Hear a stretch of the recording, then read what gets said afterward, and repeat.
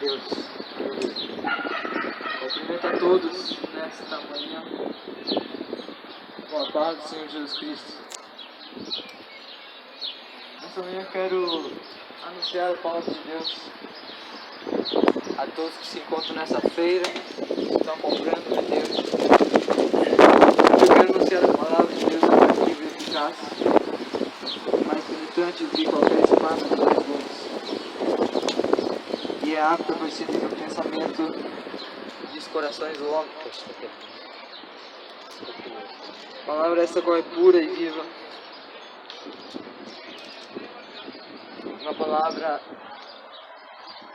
inadulterada, uma palavra que não foi mudada, modificada. Jesus Cristo disse que passarão céus e terra, mas minhas palavras elas não hão de passar. Nessa terra pode passar tudo que nós vemos. Tudo isso um dia irá ser consumido com fogo. Mas a palavra de Deus ela nunca irá passar. A palavra de Deus permanece para sempre. Qual é o fundamento da nossa fé? Essa palavra, a qual a palavra disse que se fez carne e habitou entre os homens. O verbo vivo se fez carne e habitou entre os homens. Jesus Cristo veio a esta terra como a palavra de Deus, para que o homem viesse conhecer a verdade e pela verdade fosse ser liberto. Bom, eu quero ler o texto que se encontra em Isaías, livro do profeta Isaías, capítulo 11, em diante. Que brotará o rebento do tronco de Jessé, das suas raízes um renovo frutificará, e repousará sobre ele o Espírito do Senhor e o Espírito de sabedoria e da inteligência e o Espírito de conselho e de fortaleza, e o Espírito de conhecimento e de temor do Senhor.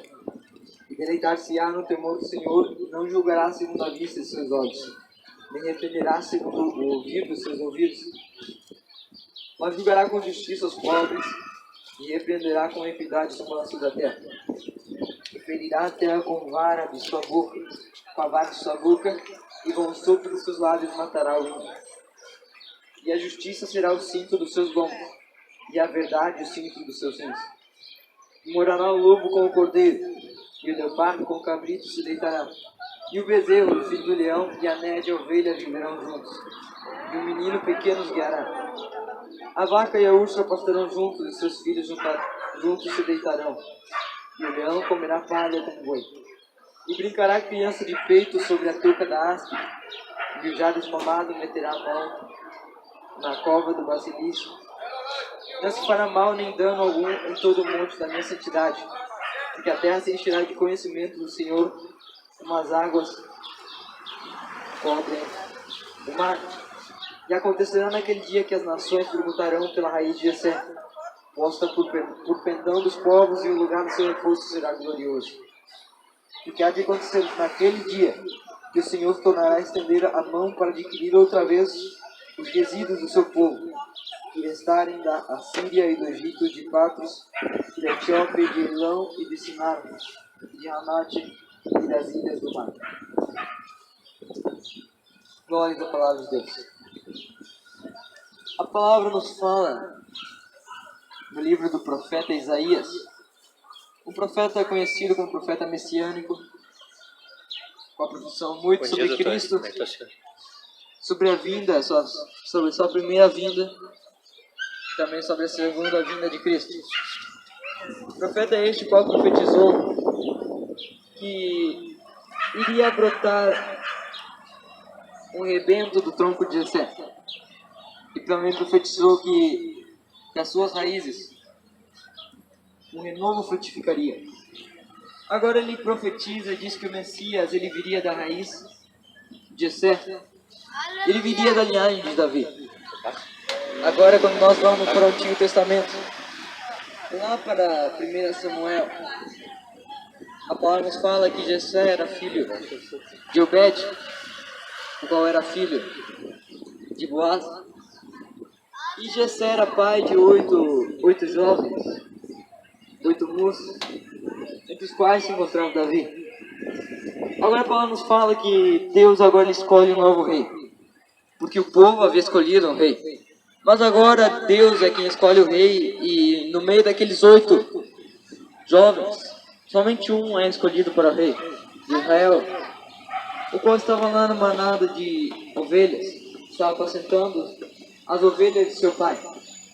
Estava apacentando o rebanho daquele que gerara, de Jessé. Mas agora Paulo nos fala que Deus o tira do meio das ovelhas para apacentar o povo de Israel. Este Davi agora, ele é escolhido por Deus e recebe a promessa de que da sua descendência viria o Messias. E que sua descendência duraria para sempre.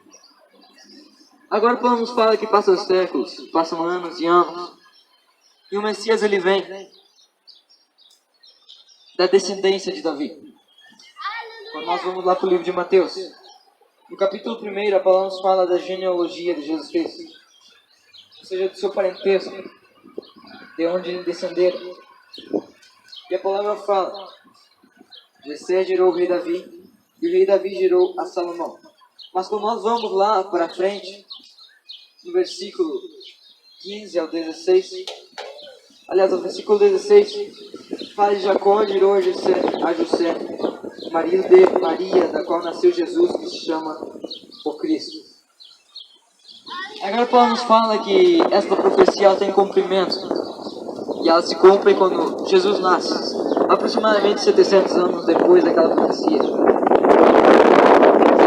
anos após o profeta Isaías ter profetizado, a profecia se cumpriu. Agora Paulo nos fala que o Cristo nasce em Belém, na mesma cidade onde nasceram o monarca Davi. Agora Paulo nos fala que este menino Jesus é um menino diferente de todos os outros. Ele nasce numa manjedoura e cresce na graça e no conhecimento. Este menino agora ele começa a ensinar os fariseus e doutores da lei. No templo, começa a ensinar aqueles que, mesmo pareciam ter mais sabedoria que uma criança, mesmo tendo anos de estudo, agora este menino começa a ensinar esses escribas e fariseus. E eles surpreendem e se perguntam: de onde vem tanta sabedoria? Mas porque a sabedoria que vem do alto, ela é celestial do Pai das luzes, mas o terreno é diabólico. A palavra nos fala então que Davi,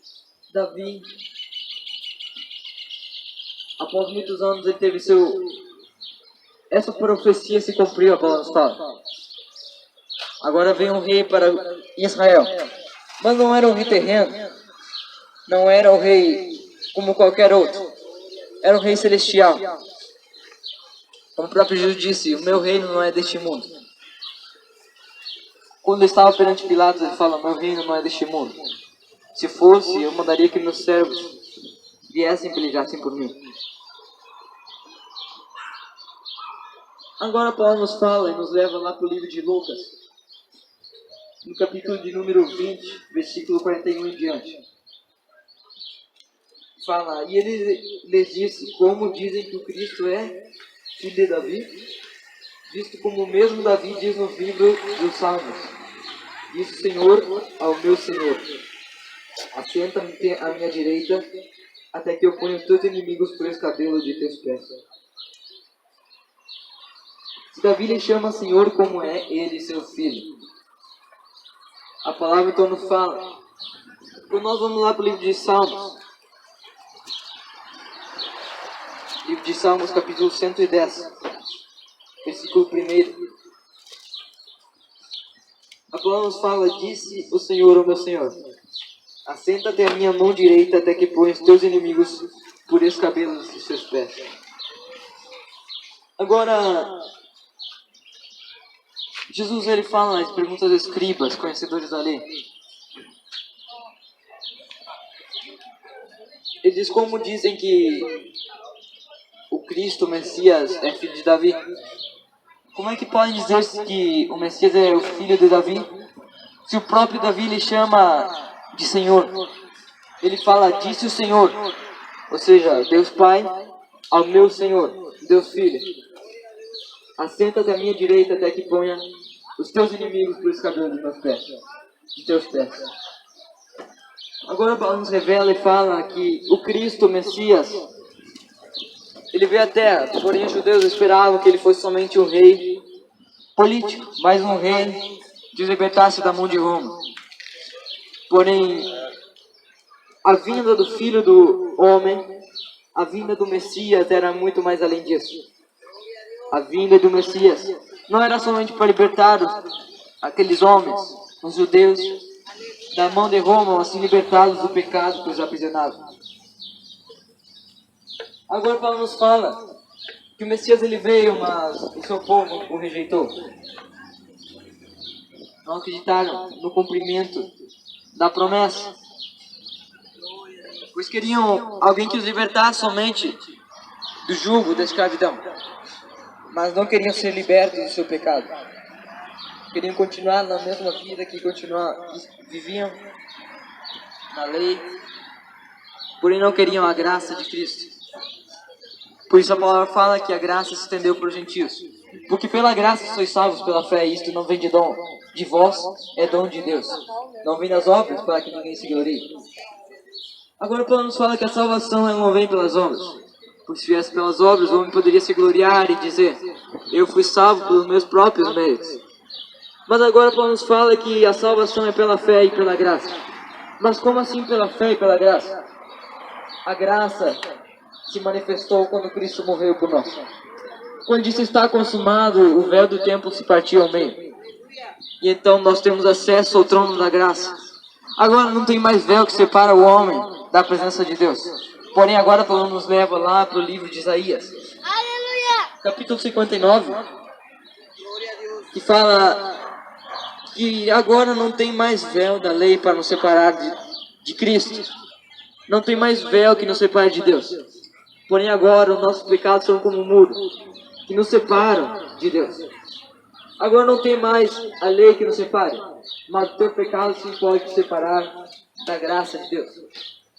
Porque ele fala, não está a mão de Deus encolhida para que não possa salvar, nem está o seu ouvido agravado para não poder ouvir. Mas as vossas iniquidades fazem separação entre vós e vosso Deus, e os vossos pecados fazem então que ele não vos ouça. Agora Paulo nos fala que o pecado ele faz a separação entre o homem e Deus. Ele faz uma barreira, uma separação, uma inimizade. O pecado ele pode sim te separar de Deus. A partir do momento que você confessa e deixa, este muro ele é quebrado, ele é derrubado. Este muro já não existe mais. Agora a graça de Deus te limpa. A graça de Deus, ela te justifica. Agora a graça de Deus é que te salva. E pela fé, porque a palavra fala que sem fé é impossível agradar a Deus. Porque é necessário que aquele que se aproxima de Deus creia que Ele existe. E é galardoador daqueles que o buscam. Agora, quando nós continuamos o texto aqui de Isaías, capítulo 11, a palavra fala: e repousará sobre ele o Espírito do Senhor. E o Espírito de sabedoria e de inteligência. E o Espírito de conselho e de fortaleza. E o Espírito de conhecimento e de temor do Senhor. Deleitar-se-á no temor do Senhor, e não julgará segundo a vista dos seus olhos, nem repreenderá segundo o ouvir dos seus ouvidos, mas julgará com justiça os pobres, e repreenderá com iniquidade os mansos da terra, e ferirá a terra com a vara de sua boca, e com o sopro dos seus lábios matará o ímpio. Agora a palavra nos fala que o Messias que iria vir, ele não iria julgar os homens segundo a aparência. Agora ele fala que o Messias, ele não julgaria segundo a vista dos seus olhos, nem repreenderia segundo o ouvido dos seus ouvidos, mas julgaria com justiça os pobres, com equidade, com retidão. Ou seja, agora Paulo nos fala e assim como o Messias ele julgava com equidade, agora Paulo nos fala que os fariseus também julgavam conforme a vista dos seus olhos e para condenar os homens. Agora nós podemos ir para o Velho Testamento, lá para o livro de 1 Samuel, passando Juízes,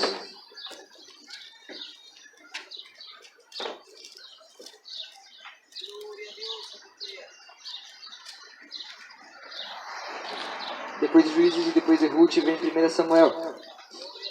Capítulo 1, Paulo nos fala da história de uma mulher chamada Ana, a qual não podia dar à luz o seu filho. Não tinha filhos. E agora Paulo nos fala que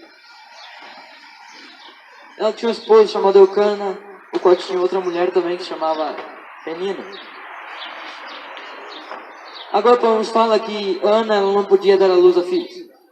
Porém Penina ela tinha muitos filhos, se gloriava disso e humilhava Ana.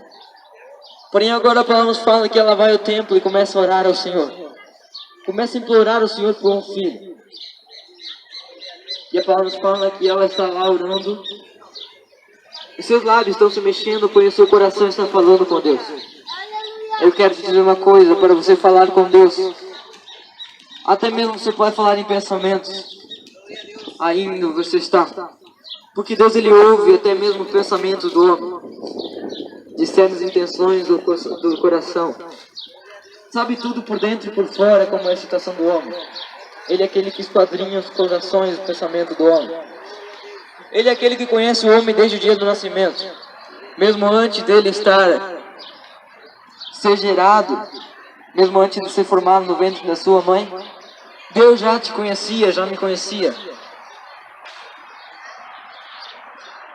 Agora Paulo nos fala que ela começa a orar no seu coração.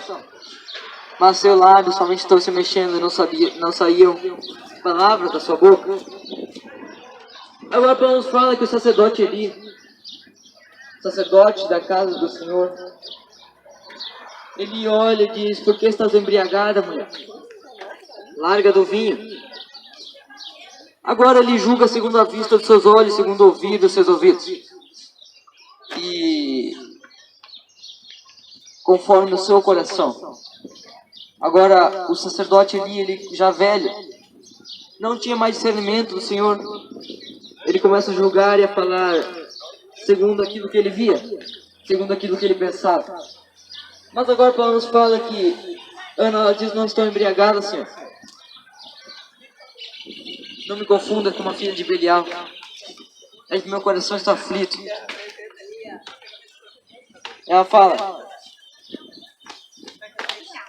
porque a multidão dos meus cuidados e do meu desgosto tenho falado até agora. Então a palavra fala que ele responde para ela, diz: vai em paz, e o Deus de Israel te conceda a tua petição que tu pediste. Muitas das vezes quando um homem olha e enxerga somente aquilo que ele vê pelos seus olhos, Deus está vendo o coração. Assim como Ana, o sacerdote ali estava olhando e julgando segundo a sua vista, segundo aquilo que ele pensava. Agora Paulo nos fala que o sacerdote já não tinha mais visão e nem discernimento da palavra e nem daquilo que Ana estava passando. Muitas vezes o homem passa situações e somente ele compreende. Como dizem, somente quem está na pele sabe. Assim estava Ana. Nem mesmo o sacerdote estava percebendo, sentindo o que aquela mulher estava sentindo. Mas a palavra fala que após ela ter concebido, agora ela canta ao Senhor e diz: o meu coração exulta no Senhor. O meu poder está exaltado no Senhor. A minha boca se dilatou sobre os meus inimigos, porquanto me alegro na tua salvação. Não há santo como o Senhor, como é o Senhor, porque não há outra fora de ti. E rocha nenhuma há como nosso Deus. Não multipliquei as palavras de altíssimas altivezas, nem saíam coisas árduas da vossa boca. Porque o Senhor é o Deus da sabedoria, e por ele são as obras pesadas na balança. O arco dos fortes foi quebrado, e os que tropeçavam foram cingidos de força. Os que antes eram fartos se alugaram por pão, mas agora cessaram os que eram famintos. Até a estéril teve 7 filhos, e a que tinha muitos filhos enfraqueceu. Agora Paulo nos fala que Deus ele abate o soberbo, mas dá graça aos humildes. Porquanto Deus ele se agrada de um coração quebrantado e contrito. Um coração quebrantado e contrito ele não despreza, fala a palavra. Porque Deus ele não se alegra em sacrifício, mas em que o homem obedeça e faça sua vontade. Agora a palavra nos fala que Deus ele muda a situação de Ana e faz dela uma alegre mãe de filhos. Porque aquilo que é impossível para os homens é possível para Deus.